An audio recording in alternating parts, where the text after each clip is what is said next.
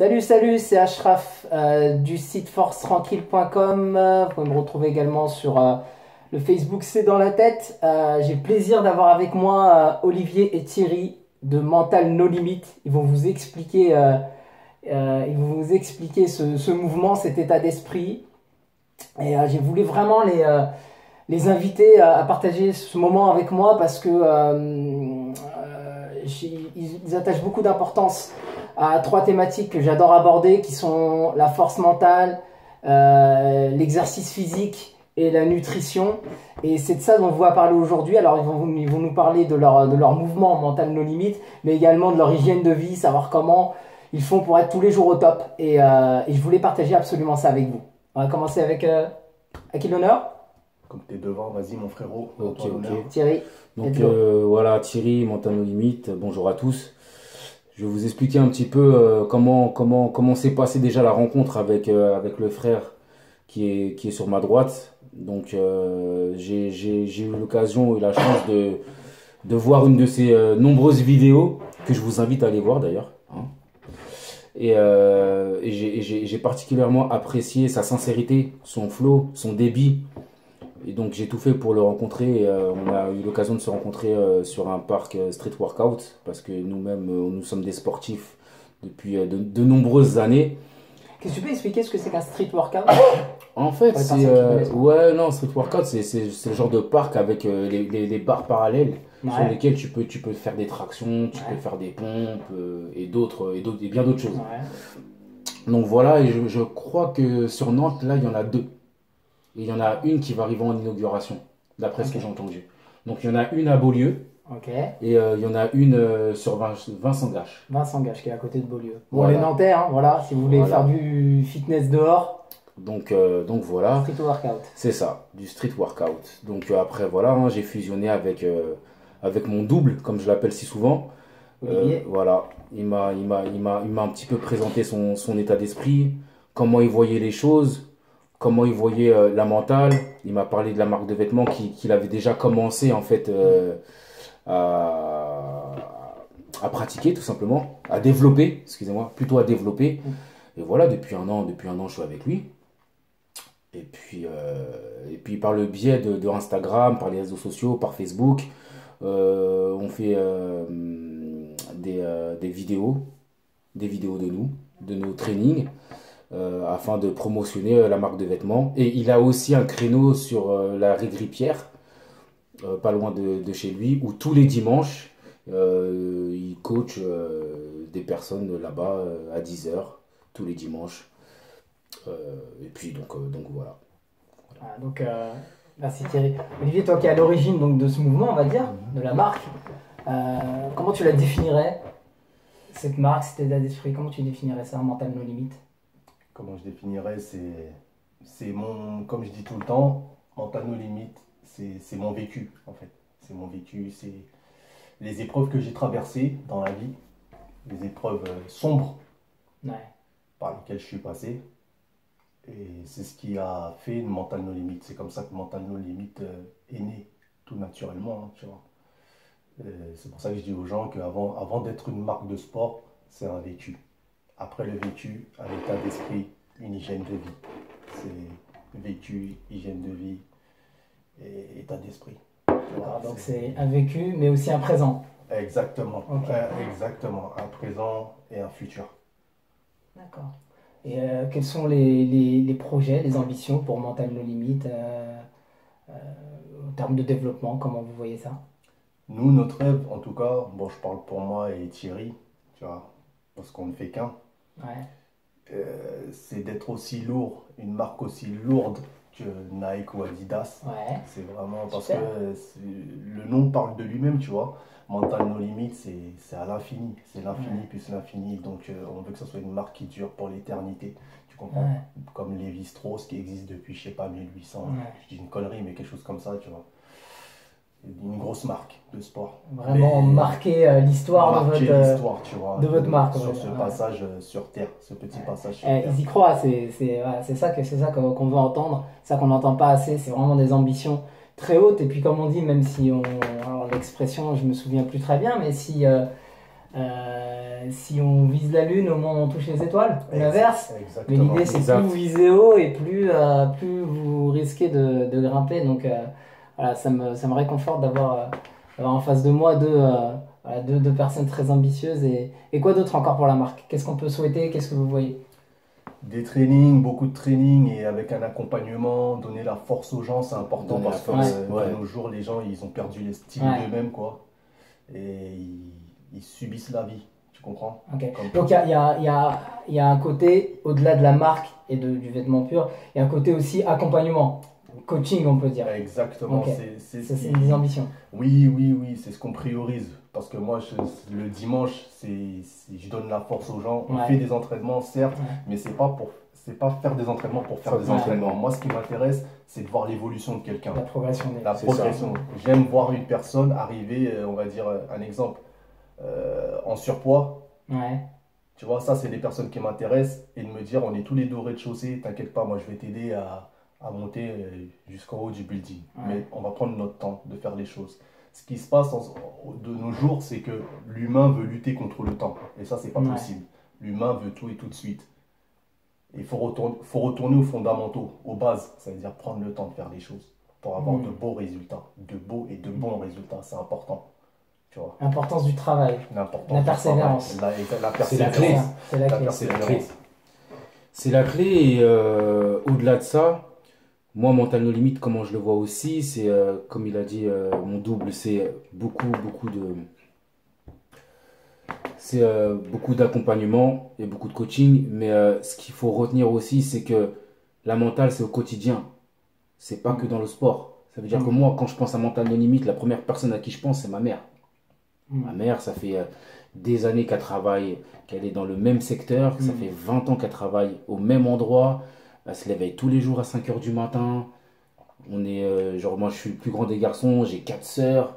Ouais, elle a fait grandir une famille comme parmi tant d'autres, Ouais. tu vois. Et il faut pas oublier ces gens-là. Ça veut dire tous ces gens, même ces femmes de ménage, ces éboueurs, ces infirmiers, que ça soit du plus bas au plus haut, c'est les gens qui se donnent la peine Ouais. de faire les choses. Hein, Et qui avec les volonté. répète. Et qui les répètent. Ouais. Après, chacun son rêve. C'est-à-dire que moi, par exemple, le rêve de ma mère, je pense, et qu'il a été réalisé, c'est que nous finissions bien, entre guillemets. C'est-à-dire pour elle, c'est qu'on soit bien éduqués, qu'on fasse pas de prison, qu'on ait à manger, qu'on ait de maison, qu'on ait nos enfants, tu vois. Équilibré. Équilibré, c'était son rêve. Et elle a réussi à le réaliser. Ouais. Mais il y a eu beaucoup de sacrifices derrière. Il y a beaucoup de gens qui font beaucoup de sacrifices derrière. Et de nos jours, on met en avant que les gens qui arrivent en haut, par rapport aux réseaux sociaux, les grands sportifs, Ouais. les grands acteurs et tout. Mais il y a tellement de gens derrière. Et on voit pas ce qui se cache derrière, Voilà. tout le travail qu'il y a derrière, Voilà. derrière l'aboutissement. On voit que l'aboutissement en fin de compte. Voilà, c'est ça. Ça veut dire que c'est pas que dans le sport, c'est vraiment une hygiène de vie, une façon de vivre, une façon de voir les choses. Pour moi, une personne qui s'est levée pendant 15, 10, 20 ans pour éduquer ses enfants, elle a limite plus la mentale que moi. Pour moi, ma mère, elle a plus la mentale que moi pour l'instant, parce que je suis pas encore arrivé au bout, À sa manière. à sa manière. À sa manière. Donc voilà, c'était important que je le souligne ça. C'est important. C'est important pour moi en tout cas. T'as raison. Voilà. Du point de vue, maintenant, parce que vous êtes tous les deux entrepreneurs Ouais. dans ce projet-là, quelles difficultés vous rencontrez? À quel moment vous êtes obligé de sortir votre force mentale? Sincèrement, pour l'instant, je dirais pas qu'on a rencontré des difficultés Ouais. parce qu'on fait tout, on est dans notre bulle, tu vois, on est Ouais. vraiment dans notre bulle, dans notre univers. Et ce qui se passe à droite, à gauche, on calcule pas trop, si tu veux. On laisse très peu de personnes rentrer dans notre univers, dans Ouais. notre bulle, tu vois. C'est super important, on doit rester concentré. C'est pour ça que les difficultés, pour l'instant, on n'en a pas rencontré. On a plus, Ok. on a plus été, on va dire, on a plus rencontré, comment on dirait, frérot, des déceptions. Ouais. Des déceptions, voilà, des déceptions. L'humain, quoi. L'humain, juste ça. Mais bon, c'est comme ça, c'est la vie. Ça nous a permis de faire du nettoyage et de voir plus clair. Donc pour l'instant, comme on est au rez-de-chaussée, on fait que du t-shirt. On fait que des t-shirts. Donc on n'a pas rencontré de grandes difficultés pour l'instant. D'accord. Tu vois, hormis quelques soucis relationnels, mais qui Ouais. en fin de compte, qui vous ont permis Ouais, d'y voir qui plus font- clair qui font- dans qui font c'est du grandir. ménage, quoi. Exactement. Ok. Donc sur le coup, vous voyez ça comme une difficulté, mais en fin de compte, après, on se rend compte que c'est un mal pour un bien. Exactement. En fait, Ouais. au jour d'aujourd'hui, je remercie même ces gens-là Ouais. de nous avoir, on va dire, plus ou moins piqué, Mm. pas blessé, tu vois, Mm. juste touché, ça fait toujours quelque chose, tu vois. Bien sûr. Ça fait toujours quelque chose quand tu sais que tu as donné de ta personne ou de ta confiance La confiance. à certaines personnes et que tu vois qu'au final tu es déçu. Je leur dis un grand merci. Bien sûr, et surtout aucune rancœur. Aucune rancœur. Ouais. Après, voilà, des fois on se rencontre, on a des divergences, et ben, chacun prend son chemin, c'est tout. Ouais. On n'a plus 20 ans, on n'a plus 15 ans pour se faire la gueule, ah t'as vu, il est Ouais. comme ça, on n'est pas là pour cracher sur telle ou telle personne. Mm. On essaye de réaliser nos rêves, hein, on s'efforce de réaliser nos rêves, que chacun réalise les siens, et ils mettent tout ce qu'il y a à faire pour le faire. Et puis voilà, hein, chacun sa route, mais il n'y a aucune rancœur, il n'y a aucun pic. Faut vraiment, ça c'est quelque chose que je tiens à dire, il n'y a aucun pic, chacun fait ce qu'il a à faire et je souhaite du meilleur à tout le monde, tout simplement. Ok, super. Voilà, on est dans notre bulle, on essaye d'avancer et puis Pas le temps pour les rancœurs. voilà, on veut Pas le mal à temps, personne, ouais. voilà. Ça nous empêche, ça nous empêche d'avancer. Enfin, Ouais. en tout cas, ça empêche Ouais. l'humain d'avancer, Ouais. les rancœurs, tu vois. Ouais. Et comme on doit être concentré, comme je t'ai dit, hein, vraiment concentré, on se doit de faire les choses avec amour et les choses qui sont censées nous toucher, eh ben, c'est une force pour nous. C'est C'est plus ça. une force pour nous qu'autre chose. Tu vois, faut pas qu'on perde notre objectif et notre rêve. Faut pas qu'on perde ça de vue. C'est important. Et Parce ça, que c'est- le temps passe vite. Et ça, c'est vraiment une preuve de force mentale parce que ne pas en vouloir aux personnes par rapport à des passés, par rapport à des rancœurs, prendre sur soi et se repositionner, remettre son focus sur son objectif et sur ses rêves, ça c'est preuve de force mentale aussi. C'est ce qu'on peut travailler en coaching, c'est effectivement orienter sur son focus et sa concentration sur l'objectif et pas rester sur des choses du passé qui nous retardent en fait. Du tout. Ok. Faut ni regarder ni à droite ni à gauche. La seule direction, c'est marche avant, c'est devant. Tu vois. Straight ahead, comme Voilà, disaient les y a- Américains, y a- tout droit. Il n'y a pas de marche arrière, il n'y a qu'une seule vitesse. Tu vois, c'est devant. De Quoi toute qu'il manière, je pense que nous trois là qui sommes autour de cette petite table, je pense qu'on a dû se rendre compte, même avec le temps, que d'avoir de la rancœur contre les gens, d'avoir la rage contre les gens, d'en vouloir aux gens, Ouais. ça nous a mené où? Ça mène nulle part. Ça mène nulle part. On l'a compris très vite. C'est Ouais. pour ça que je te disais tout à l'heure, on est vraiment dans notre bulle et ce qui se passe à droite, à gauche, limite, ça ne nous intéresse pas. Et ça, Donc ça, c'est ça. Ça nous retarde et ça crée de l'énergie négative en fait. Tout simplement. Exactement. Et derrière, toute action que tu vas mener avec ne serait-ce que un gramme de rancœur, ça va se ressentir dans ces actions. Et c'est pas facile, ça se travaille. Ah, ça se Ça travaille. se travaille. C'est pas simple, hein. Ça Par se contre, travaille. c'est pas simple, hein. Rien n'est simple et c'est ce qui m'intéresse en tout cas. Moi, j'aime pas la facilité. Je suis allergique à la facilité. Et quand c'est dur, ben, ça m'intéresse. Le développement personnel, ça m'intéresse. M'améliorer au quotidien, ça m'intéresse. Parce que j'ai envie de devenir l'homme que je rêve d'être. Tu vois. Pour Exactement. Ça, je peux pas avoir la même pensée que lorsque j'avais 25 ans. C'est Aujourd'hui, clair. j'en ai 41. Tu vois, c'est pas possible. Tu vois. Ce que tu es en train de dire, c'est que si j'ai bien compris, c'est que en fin de compte, c'est comme le physique ou c'est comme la nutrition, le mental, ça s'entraîne. Il y a un entraînement et des répétitions à faire et on n'arrive pas à avoir une force mentale comme ça du jour au lendemain. C'est vraiment un cheminement. En fin de compte, tu parlais de développement personnel, c'est important aussi pour travailler ça. C'est Ok. c'est un cheminement et c'est même, je dirais même plus, c'est le travail de toute une vie en fait. Ouais, c'est ça. Et on n'a pas fini, hein. Ouais. On n'a On n'est pas fini. on n'est pas arrivé. On n'est pas arrivé encore. Mais on sait où on va. Ok. C'est déjà le principal. Ça, c'est important. Ouais. L'objectif est que vous ayez de la clarté dans ce que vous voulez. Je pense que c'est hyper important. Plus effectivement on sait où on va, et plus on arrive à bien le visionner, et plus c'est comme un GPS.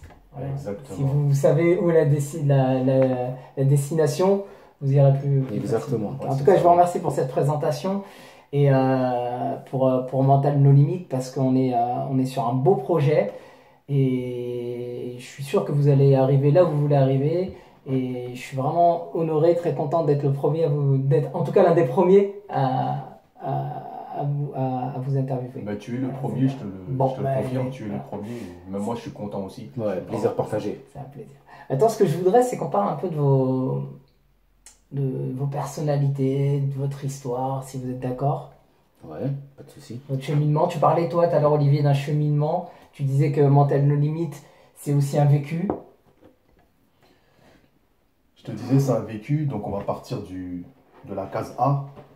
Ouais.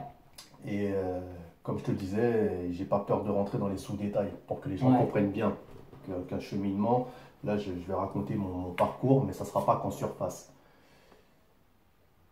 Faut savoir que déjà, étant petit, j'avais pas une bonne image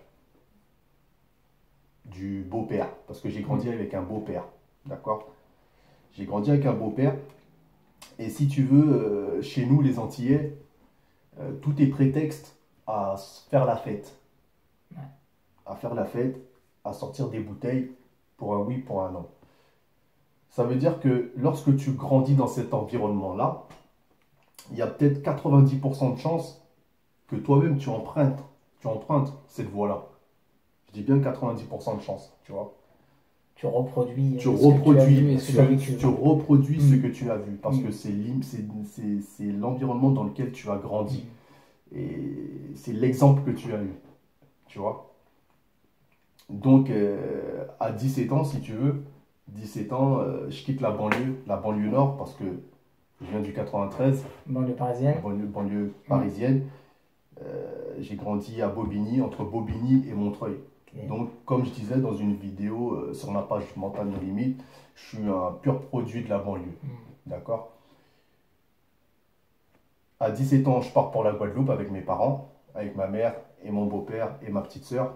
On a 8 ans d'écart. Et si tu veux, ma vie, elle a changé à partir de ce moment-là. Ma vie a changé.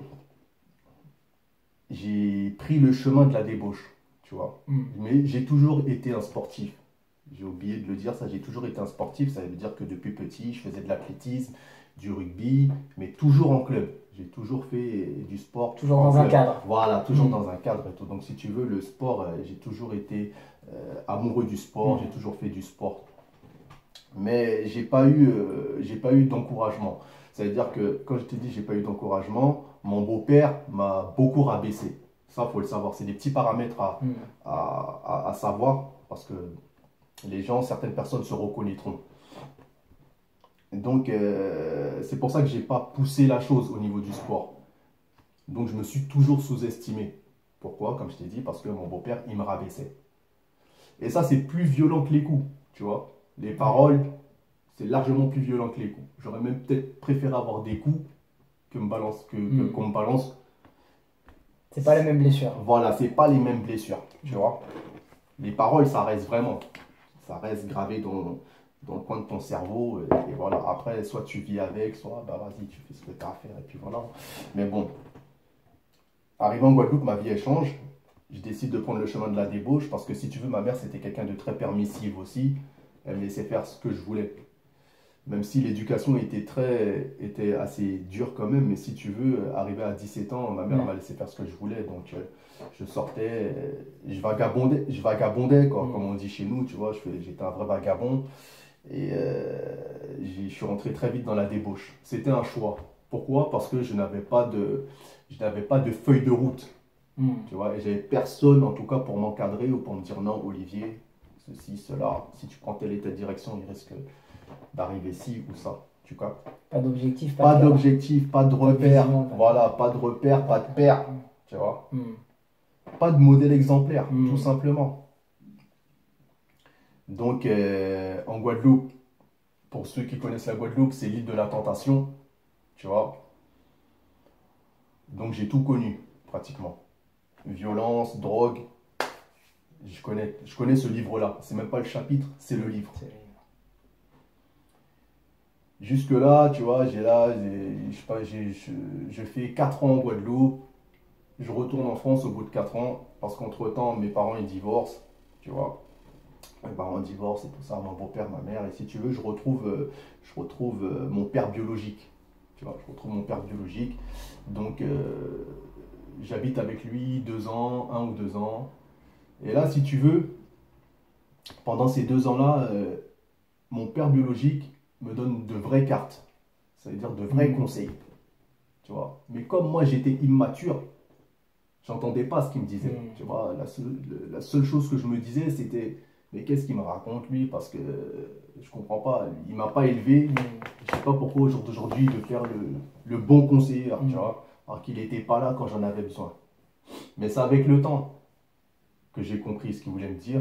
Et je regrette qu'il ne soit pas là au jour d'aujourd'hui, tu vois, paix à son âme. Parce que 2 ans après, ben, tu vois, il est parti. Il est parti d'un cancer. D'un cancer de l'œsophage. Il fumait trop, il buvait trop. Donc après, je fais l'armée. Entre-temps, je vais à l'armée, je me fais réformer, au bout de 3 mois parce que je suis allergique à l'autorité, tu vois. Donc au final, je me fais réformer. C'est ce qu'on dit, réformer? Ouais, c'est ça, hein. Je me fais réformer. Et puis, je continue mon petit bonhomme de chemin, tu vois, mais toujours dans la débauche. Vraiment l'autodestruction totale, quoi, tu vois. C'était vraiment voulu parce que je n'avais pas de feuille de route, je ne savais pas où aller et quoi faire de ma vie. J'étais nos futurs. C'était ta manière de t'exprimer en fin de compte? C'était ta manière de... C'était... Je sais pas si c'était une manière de m'exprimer, c'était un mal-être. C'était un mal-être.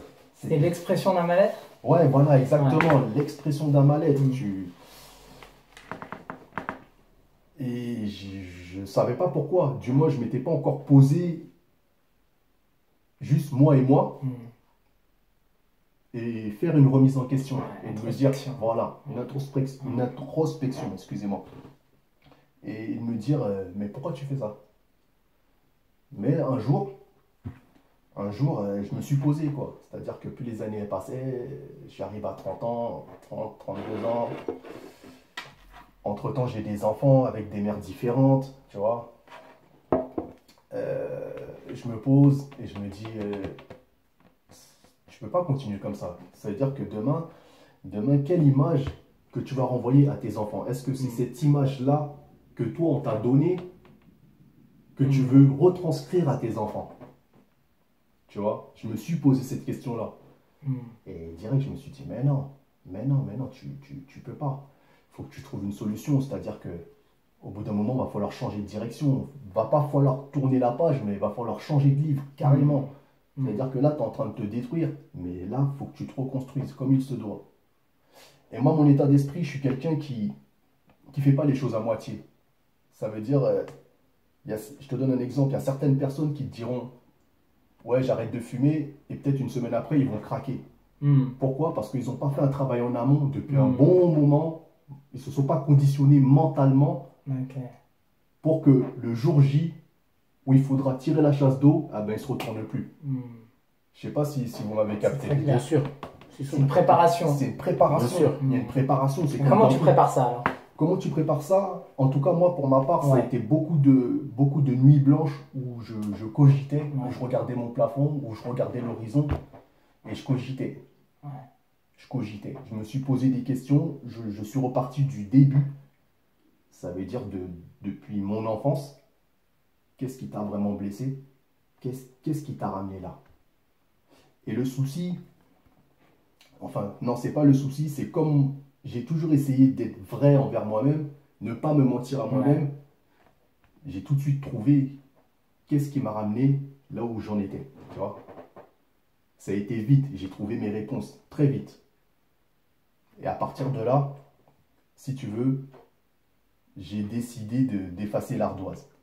Tu as relu le livre avant de changer de livre? J'ai relu. Ah, c'est pas la page, c'est le livre. Voilà, j'ai relu le livre. Tu vois, j'ai relu le livre, chapitre après chapitre. J'ai disséqué comme il se doit. J'ai lu entre les lignes, j'ai tout fait. J'ai lu et relu. Mais au moment, si tu veux, où moi je prends la décision de changer de vie. C'est irrévocable. C'est irrévocable. Ouais. Ça veut dire qu'il s'est passé quand même des années. Il s'est passé des années. Au moment où je l'ai pensé et au moment où j'ai mis en pratique, où je suis passé à l'acte, il s'est passé des années. Tu vois. Et si tu veux, quand je me retrouvais avec ma bande de potes, il y a des fois où je me retrouvais en soirée et je me disais, dans ma tête, je me disais, mais qu'est-ce que je fous là en fait? C'est pas toi ça. Tu vois. J'étais assis, et pourtant j'étais quelqu'un, voilà, j'aimais bien faire la fête, et si tu veux, j'ai jamais été quelqu'un d'introverti, j'aimais, comment dire, excusez-moi le terme, mais foutre la merde, tu vois, j'aimais ça, tu vois, j'étais quelqu'un qui aimait l'action, je suis un mec d'action, moi, en fait, tu vois, j'aime ça, j'aime faire rire, tu vois, j'aime piloter la fusée, et voilà, tout le monde soit là avec moi, et voilà, on s'amusait, pour moi c'était ça l'amusement, mais au bout d'un moment je me déconnectais, si tu veux. T'étais plus dans ton élément, enfin. Voilà, au bout d'un moment, je me connectais dans la soirée et je m'asseyais et je cogitais, je regardais là où j'étais. C'est-à-dire que je me disais, mais non, mais ça, c'est pas toi, ça. C'est pas une vie. C'est bien pendant un moment, si tu veux, je dis c'est bien. Tu vois, je me comprends quand je dis ça, je pèse mes mots. Mais si tu veux, au bout d'un moment, faut changer de direction. Il faut prendre une vraie direction. Tu as des enfants, j'avais 2 filles déjà. Tu vois, j'avais déjà 2 filles. Et même si je ne les voyais pas tous les jours, je ne les avais pas à charge. Je me disais, c'est pas cette image-là que j'ai envie de leur donner. Demain, je voulais pas qu'elles me disent, ouais, mais toi, papa, tu nous donnes des conseils, mais regarde-toi. C'est ce qui a démarré le processus de changement, en fait, de te remettre en question, de faire le point sur ce qui s'est passé. Et après plusieurs mois, plusieurs années, bing, là, c'est prise de décision. Et qu'est-ce qui se passe après? Je rencontre la mère de mes 2 garçons à Paris en 2010. Et si tu veux, je suis sur la fin, on va dire, sur la fin de la vie de débauche. C'est la mère de mes fils qui me fait prendre conscience un petit peu, tu vois. Qui me fait prendre conscience que ce que tu fais, c'est pas une vie, ça. Tous les week-ends, t'es en soirée, c'est les potes, c'est ceci. Alors que moi, je veux quelque chose de carré, je veux la stabilité, je veux une famille, tu vois. C'est ce que ma femme me dit en gros. Donc moi, je cogite là-dessus, tu vois, et j'étais arrivé à saturation, si tu veux. J'avais tout fait, tu vois. J'avais écumé toutes les soirées de Paris, banlieue, ce que tu veux. J'avais trop traîné dans la rue, il m'était arrivé trop de choses dans la rue. Elle te dit ça au bon moment, enfin. Elle me dit ça au bon moment. Elle me dit ça vraiment au bon moment, tu vois. Et je me dis, ouais, effectivement, là, c'est le moment, Olivier, tu vois. C'est le moment. C'est le moment. En plus, là, elle attendait un garçon. Et voilà. En fait, si tu veux, c'est mon garçon. C'est mon garçon qui a déclenché tout ça aussi. Mais il y a eu aussi ma rencontre avec l'islam, tu vois. Je tiens à en parler parce que j'étais en quête de droiture. J'étais en quête de droiture. Je voulais vraiment du propre dans ma vie. Une hygiène de vie, tout simplement. Une hygiène de vie. Et marcher droit. Je te parle pas de perfection, je te parle d'être droit dans ses baskets. Tu vois, un cadre. D'être droit dans ses baskets, d'être quelqu'un de correct. Et ne plus tomber dans la dérive. Si tu vois, ne pas dériver, ne plus dériver. Et pourquoi l'islam alors? Ça m'a appelé, je sais pas pourquoi l'islam, ça m'a touché, cette religion-là m'a touché via un frère, tu vois, à qui je passe un gros salam d'ailleurs, qui s'appelle Yacine, tu vois. On va le trouver, Yacine. Donc voilà, un frère converti, tu vois, que j'ai rencontré dans un covoiturage en allant sur Paris. Et l'attitude et le comportement de ce frère-là m'ont vraiment touché, tu vois, m'ont vraiment touché. Il y a eu ce frère-là, il y a eu ma rencontre, pas ma rencontre, mais aussi la reconversion, la conversion d'un de mes petits frères avec qui j'ai fait les 1400 coups aussi dans la rue, qui est guadeloupéen rayonnais et qui lui aussi s'est converti à l'islam. Et alors que lui et moi on était comme cul et chemise, tu vois, et de voir son changement, ça m'a touché aussi. De voir le résultat. De voir le résultat, ça m'a touché. Il y a toutes ces petites choses-là. Et quand tu parles de cadre, est-ce que c'est par rapport à l'hygiène de vie, l'hygiène alimentaire, certaines choses que l'islam peut déconseiller par rapport à d'autres styles de vie? Est-ce que c'est ça dont tu parles? Oui, l'hygiène de vie. En gros, c'est l'hygiène de vie qui m'a appelé, qui m'a touché dans l'islam. J'ai beaucoup aimé, tu vois. Il y a une certaine droiture dans l'islam que je ne retrouvais pas dans la religion catholique, tu vois. Et c'est en écoutant des grands personnages comme Louis Farrakhan ou Malcolm X ou alors Kémy Séba, des gens comme ça qui m'ont touché. J'ai lu le parcours de ces gens-là et la façon dont ils parlaient de l'islam, ça m'a parlé tout de suite. Je me suis dit, c'est ça que je veux, tu vois. Voilà. Alors, au niveau de C'est dans la tête, être force tranquille, on ne met pas en avant une ou autre religion, on ne faisait pas une chaîne de prosélytisme. Ça, c'est important que je le souligne. Là, on est en train de parler d'un parcours de vie et d'autres personnes ont été touchées par la spiritualité chrétienne, juive ou autre. Là, en l'occurrence, c'est l'islam, mais évidemment, on est dans un... Voilà, ce qui nous intéresse là, c'est l'hygiène de vie et de savoir maintenant, aujourd'hui, qu'est-ce qui fait que tu es l'homme que tu es. C'est quoi tes habitudes? Mes habitudes, c'est l'entraînement au quotidien. Entraînement au poids de corps, je tiens à préciser, je ne suis Ouais. pas un bodybuilder. Ouais. Tu vois, mon créneau, c'est la musculation au poids de corps. Pareil, c'est un Poids de amour corps sans matériel. Hein. sans matériel, Ok. c'est un amour Mm. inconditionnel. Après, quand je dis sans matériel, bon, on se sert de petits jouets comme Ouais. des medicine balls, cordes à sauter, tu vois, mais on ne fait pas d'haltère, on n'est pas des bodybuilders. Enfin, en tout cas, moi, je ne suis pas un bodybuilder, c'est du poids de corps qu'on fait, tu vois, D'accord. que je fais aussi. Et Et c'est ce que tu travailles le dimanche matin? C'est ce que je travaille le Ok. dimanche matin. On fait des beaux petits circuits. Donc il n'y a pas besoin de s'inscrire en salle de sport voilà, pour des personnes qui pensent que bah, n'ont pas le temps ou pas les moyens d'aller en salle de sport, pas besoin, en fin de compte. Excuse-moi, je me suis déconnecté. Qu'est-ce que tu as dit? Bah, en fait, la question c'est de savoir pour des personnes qui n'auraient pas le temps ou les moyens d'aller dans une salle de sport, on n'a pas forcément besoin. Du tout. Ok. Là, les exercices qu'on fait, tu peux les faire chez toi. Tu peux même les faire dans ta salle de bain si tu veux. Mm. Tu vois, ce sont des mouvements basiques parce qu'on n'invente rien. Au jour d'aujourd'hui, on se réapproprie les choses. Ouais. On s'inspire des anciens, de ce qui s'est fait avant. En tout cas, moi, c'est ce que je fais. Tu vois.